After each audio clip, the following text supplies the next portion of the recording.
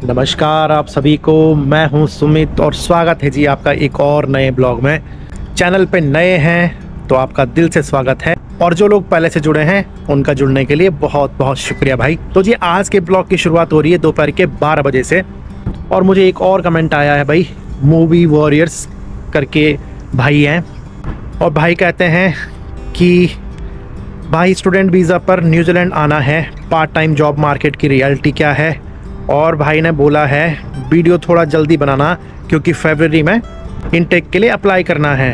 तो भाई ये वीडियो स्पेशली आपके लिए है और उन सभी स्टूडेंट के लिए जो न्यूजीलैंड आने का प्लान बना रहे हैं। जॉब्स मिलती हैं या नहीं, कितने आवर्स काम कर सकते हो और रियलिस्टिकली कितना कमा सकते हो, आज सब कुछ ग्राउंड रियलिटी के साथ बात करेंगे।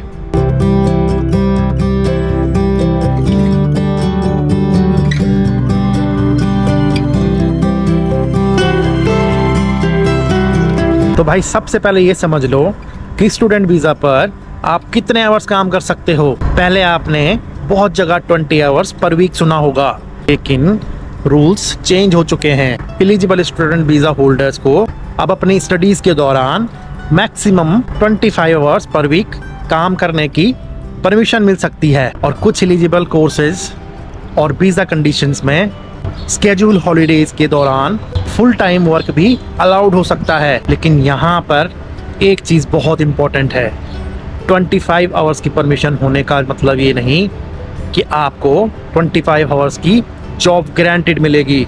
आपके एक्चुअल वर्क राइट्स क्या हैं वो आपके वीज़ा कंडीशन पर डिपेंड करते हैं, इसलिए अपना ई वीज़ा ज़रूर चेक करना।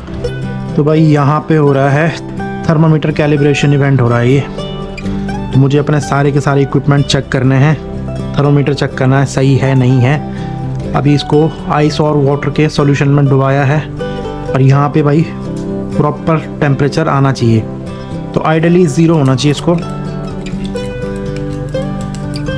1 आ गया भाई, तो हमारा टेम्परेचर 1 आया है और मैंने यहाँ पे 1 सेलेक्ट कर लिया। अब इसी थर्मामीटर का टेस्ट हम करेंगे पानी में। तो ये है यहाँ पे बॉइलिंग वाटर, इस थर्मामीटर की टिप डालूंगा मैं इस बॉइलिंग वाटर के अंदर, 100.3 डालेंगे अपन।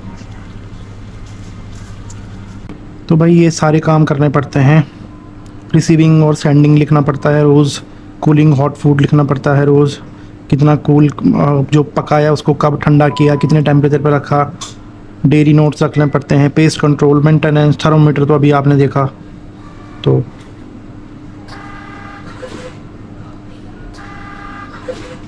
अब सबसे इम्पोर्टेंट बात, 25 घंटे काम करने की परमिशन मिल गई। इसका मतलब ये बिल्कुल नहीं है कि न्यूजीलैंड आते ही आपको 25 घंटे की जॉब मिल जाएगी। ग्राउंड रियलिटी ये है कि पार्ट टाइम जॉब्स हैं, लेकिन कंपटीशन भी काफ़ी है, स्पेशली स्टूडेंट के बीच। आपको स्टार्टिंग में कैफ़े, रेस्टोरेंट, सुपरमार्केट, क्लीनिंग या हॉस्पिटैलिटी जैसे रोल देखने पड़ सकते हैं। और मैं ये बिल्कुल नहीं कहूँगा कि आप न्यूजीलैंड आइए और एक हफ्ते में जॉब पक्की मिल जाएगी। किसी को जल्दी मिल सकती है, किसी को कई वीक्स लग सकते हैं। इसलिए स्टूडेंट वीज़ा पर आते वक्त पार्ट टाइम इनकम को ग्रांटेड मानकर अपना बजट मत बनाना। तो अब सबसे इम्पोर्टेंट बात, स्टूडेंट न्यूजीलैंड में पार्ट टाइम जॉब करके रियलिस्टिकली कितना कमा सकते हैं। देखिए, अर्निंग डिपेंड करती है आपके आवरली रेट और कितने आवर्स काम मिल रहा है उस पर। वीज़ा कंडीशन अगर आपको 25 आवर्स पर वीक तक काम अलाउ करती है, इसका मतलब ये नहीं कि हर स्टूडेंट को पूरे 25 आवर्स मिलेंगे। रियलिटी में किसी को 10 से 15, किसी को 20 आवर और किसी को फुल अलाउड आवर्स मिल सकते हैं। इसलिए इंडिया से आते वक्त ये कैलकुलेशन मत करके आना कि मैं 25 आवर्स काम करूँगा और इतने डॉलर्स फिक्स कमा लूँगा। जॉब और आवर्स दोनों गारंटीड नहीं है। इस पार्ट टाइम अर्निंग को अपने एक्सपेंसेस में सपोर्टिंग समझो, पूरा फाइनेंशियल प्लान उसके भरोसे बिल्कुल मत बनाओ। तो जी अब सवाल आता है कि स्टूडेंट को पार्ट टाइम जॉब मिलती किस फील्ड में है। जनरली स्टूडेंट को हॉस्पिटैलिटी में kitchen hand, dish washer, waiter या कैफ़े वर्क या रिटेल में सुपरमार्केट या स्टोर जॉब्स और क्लीनिंग जैसी जॉब्स मिल सकती हैं। ज़रूरी नहीं है कि आप इंडिया में जिस फील्ड में काम करते थे, न्यूजीलैंड आते ही आपको उस फील्ड की पार्ट टाइम जॉब मिल जाएगी। स्टार्टिंग में जो जेन्युइन अपॉर्चुनिटी मिले उसके लिए ओपन रहना पड़ता है। और मेरे हिसाब से स्टूडेंट के लिए पहली जॉब का सबसे बड़ा पर्पस सिर्फ पैसा नहीं होता, बल्कि न्यूजीलैंड का लोकल वर्क एक्सपीरियंस और रेफरेंस बनाना भी बहुत इम्पोर्टेंट होता है।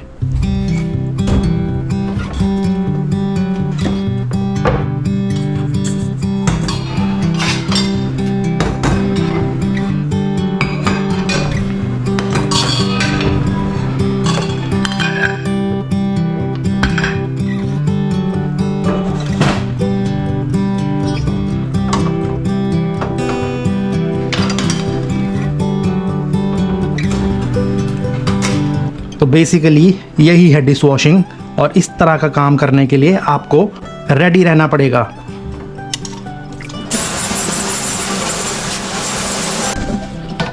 क्योंकि अगर आपको पैसा चाहिए और साथ में आपने पढ़ना भी है, साथ में आपने अपना कोर्स भी करना है, तो ये काम भी आपको करना ही पड़ेगा और सीखना ही पड़ेगा। और न्यूजीलैंड में भाई मोस्ट ऑफ जो स्टूडेंट्स हैं वो ये काम करते ही करते हैं।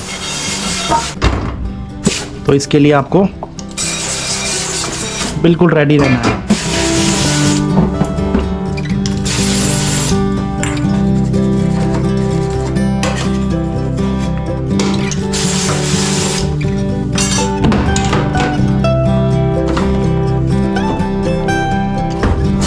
और यहाँ पे ये बिल्कुल मैटर नहीं करता कि आप एक हेड शेफ हो, आप किचन हैंड हो, आपका रोल क्या है, वो बिल्कुल मैटर नहीं करता।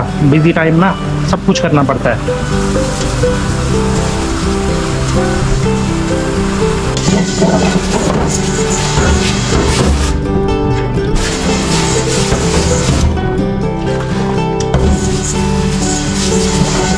लेकिन एक शेफ होने के नाते अगर कोई भी ऐसा डिश वॉशिंग का काम कर रहे हो और आप साथ में कुकिंग भी कर रहे हो, तो always wash your hand properly, और तब जाके आप किसी फूड को टच करोगे।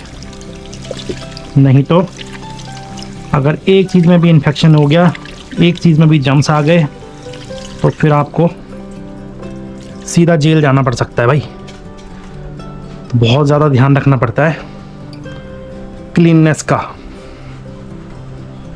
तो अब मान लेते हैं कि आप न्यूजीलैंड आ गए, तो अब बात आती है कि आपको पार्ट टाइम जॉब ढूंढनी कहाँ है।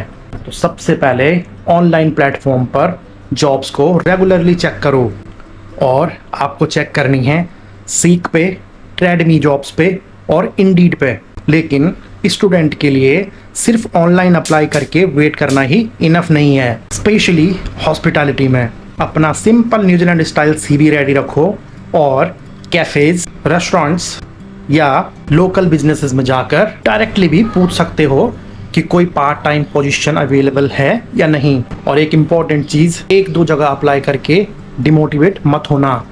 स्टार्टिंग में काफ़ी एप्लीकेशंस देनी पड़ सकती हैं। जितना एक्टिवली आप सर्च करोगे, लोगों से बात करोगे और अवेलेबिलिटीज़ को फ्लेक्सिबल रखोगे, उतने चांसेस बेटर होंगे। जब आप आते हो और जॉब्स ढूंढते हो, तो अगर आप किसी रेस्टोरेंट में काम करते हो, आपको मिल जाते हैं वहाँ पे आवर्स, तो आपको उस चीज़ के लिए भी प्रिपेयर रहना पड़ेगा पहले से ही। अगर आपको किसी रेस्टोरेंट में काम मिलता है, वो भी किचन हैंड, क्योंकि आप स्टूडेंट हो, तो आपको कोई सीधा शेफ़ तो बना नहीं देगा, तो आपको एज अ किचन हैंड काम मिलेगा। तो आपको सारी चीज़ें थोड़ी थोड़ी पता होनी चाहिए, बेसिक नॉलेज आपको होना चाहिए किचन के बारे में।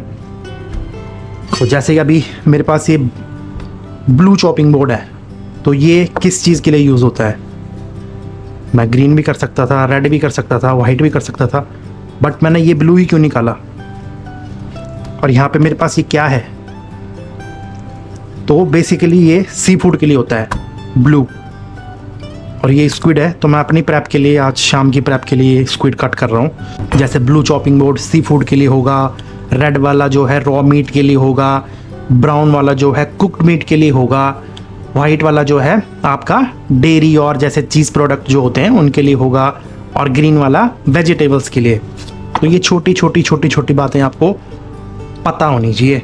बेसिक चीज़ें जो होती हैं। तो बेसिकली मेरे कहने का बिल्कुल ये मतलब नहीं है कि आपको सारी चीज़ें ही परफेक्ट आनी चाहिए, लेकिन आपको बेसिक नॉलेज सारी चीज़ों की होनी चाहिए। अब पता नहीं आपको किस सेक्टर में जॉब मिलती है, आपको वहाँ पे एडजस्ट करने में टाइम लगेगा, तो चीज़ें थोड़ी थोड़ी बेसिक चीज़ें आपको नॉलेज होनी चाहिए पहले से ही। तो देखिए, अब अगर आप स्टूडेंट वीज़ा पर न्यूजीलैंड आने की प्लानिंग कर रहे हो तो इंडिया से निकलने से पहले एक काम ज़रूर करना, अपना CV पहले से रेडी करके लाओ, बेसिक इंटरव्यू की प्रिपरेशन करो, और जिस सिटी में आ रहे हो वहाँ किस टाइप की पार्ट टाइम जॉब्स अवेलेबल हैं थोड़ा रिसर्च उसके बारे में भी कर लो। स्टार्टिंग के कुछ महीनों का एक्सपीरियंस बैकअप में लेके आओ। ये सोच के मत आना कि न्यूजीलैंड लैंड करते ही अगले हफ्ते से ही आपकी जॉब लग जाएगी और उस सैलरी से आपके रेंट और अपने एक्सपेंसेस चलने लगेंगे, क्योंकि जॉब जल्दी भी मिल सकती है और टाइम भी लग सकता है। इसलिए प्रिपरेशन ऐसी रखो, कुछ टाइम जॉब ना भी मिले तो आप फाइनेंशियली प्रेशर में ना आओ।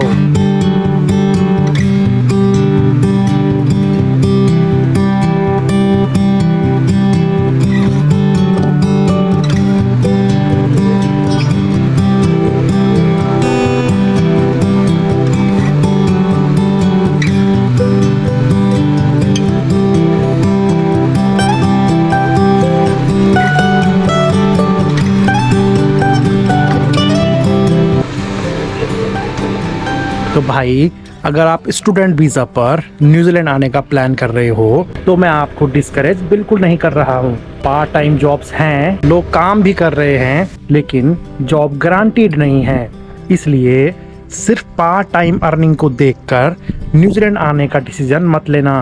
और एक चीज़ मैं क्लियर करना चाहता हूँ, मैं कोई इमिग्रेशन लॉयर या लाइसेंस्ड इमिग्रेशन एडवाइज़र नहीं हूँ। मैं जो भी इंफॉर्मेशन आपके साथ शेयर करता हूँ वो रिसर्च करके और ऑफिशियल इंफॉर्मेशन चेक करके आपको सिंपल लैंग्वेज में बताने की कोशिश करता हूँ। कोई भी फाइनल डिसीजन लेने से पहले ऑफिशियल इमिग्रेशन न्यूजीलैंड इंफॉर्मेशन या लाइसेंस्ड इमिग्रेशन एडवाइज़र से ज़रूर वेरीफाई करें। और मूवी वॉरियर्स भाई, आई होप आपके सवाल का आंसर मिल गया होगा। आपका भी न्यूजीलैंड को लेकर कोई सवाल है तो कमेंट में पूछ देना, हो सकता है अगली वीडियो आपके कमेंट पर हो।